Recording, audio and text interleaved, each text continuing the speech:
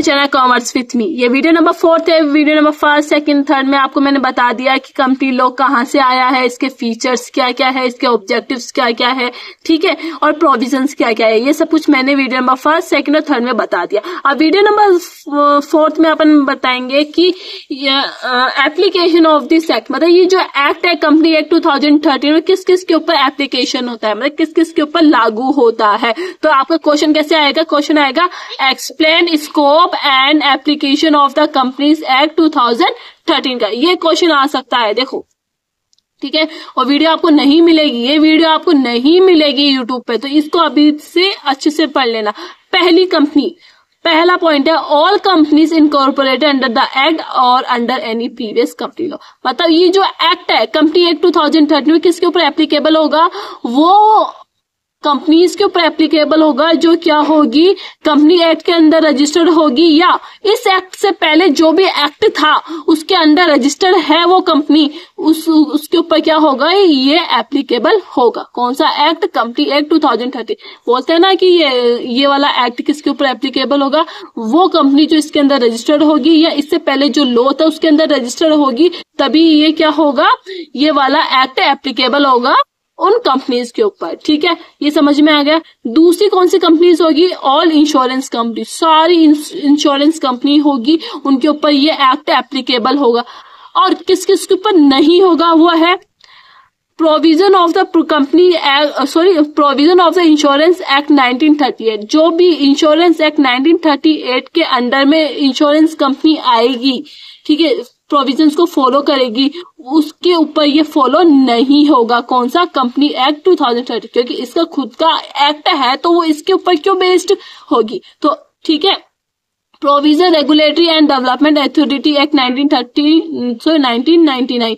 देखो, इन दो एक्ट को छोड़कर इसके अलावा जो कंपनी होगी इंश्योरेंस कंपनी, उसके ऊपर कंपनी एक्ट 2013 वाला एप्लीकेबल होगा। तो समझ में आ गया कि कौन पहला क्या था, जो भी कंपनी एक्ट के अंदर रजिस्टर होगा उसके ऊपर एप्लीकेबल होगा, और सभी इंश्योरेंस कंपनी के ऊपर एप्लीकेबल होगा एक्सेप्ट द बोथ, ठीक है। ऑल बैंकिंग कंपनी, सभी बैंकिंग कंपनीज के ऊपर एप्लीकेबल होगी ये कंपनी एक्ट 2013।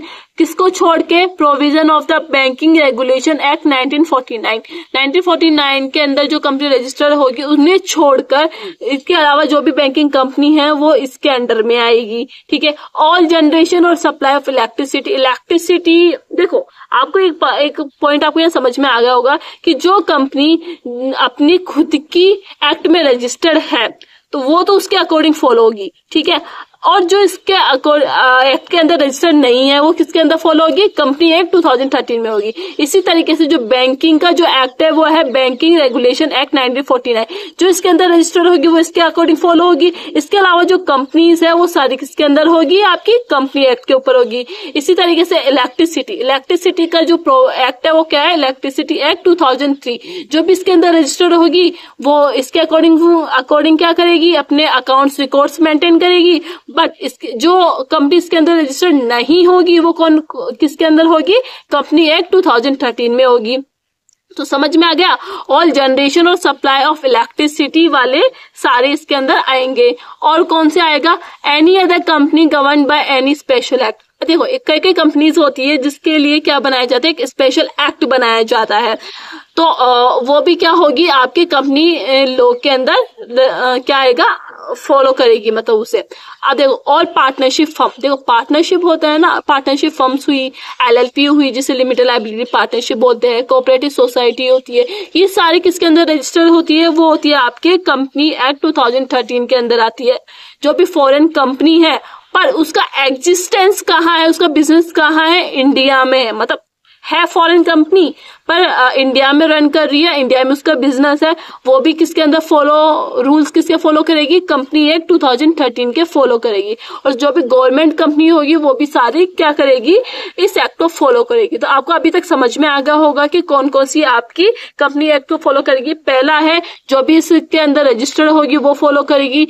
इंश्योरेंस कंपनी हुई, आपकी बैंकिंग कंपनी हुई, इलेक्ट्रिसिटी वाली कंपनी हुई, स्पेशल एक्ट वाली कंपनी हुई, पार्टनरशिप हुई, कोऑपरेटिव सोसाइटी हुई और लिमिटेड लाइबिलिटी पार्टनरशिप हुई वो वाली, और आपके फॉरेन कंपनीज हुई और सारी गवर्नमेंट कंपनी आपकी क्या होगी इसके अंदर एप्लीकेबल होगी। मतलब ये सारी कंपनी किसके रूल्स रेगुलेशन प्रोविजंस को फॉलो करेगी, वो करेगी आपके कंपनी एक्ट 2013 के। तो आप बता सकते हो कि किस किस के ऊपर एप्लीकेशन होगा, ये इन सभी चीजों के ऊपर एप्लीकेशन होगा। आई होप आपको वीडियो अच्छी लगी होगी। वीडियो अच्छी लगी है तो वीडियो को लाइक शेयर सब्सक्राइब जरूर करना। नेक्स्ट वीडियो में आपको मैं बताऊंगी कि कंपनी क्या होती है और इसके फीचर्स पढ़ाऊंगी, पार्टनरशिप और कंपनी के डिफरेंस क्या है, लिफ्टिंग ऑफ कॉर्पोरेट वेल्थ क्या है जो आपके एग्जाम में पूछता ही है। तो ये सब कुछ आपको वीडियो नंबर वीडियो नंबर 5 में मिलेगी। ठीक है, आई होप आपने अभी तक चैनल को सब्सक्राइब कर दिया होगा, तो प्लीज इस छोटी सी चैनल को अभी सब्सक्राइब कर दो। And thank you for watching.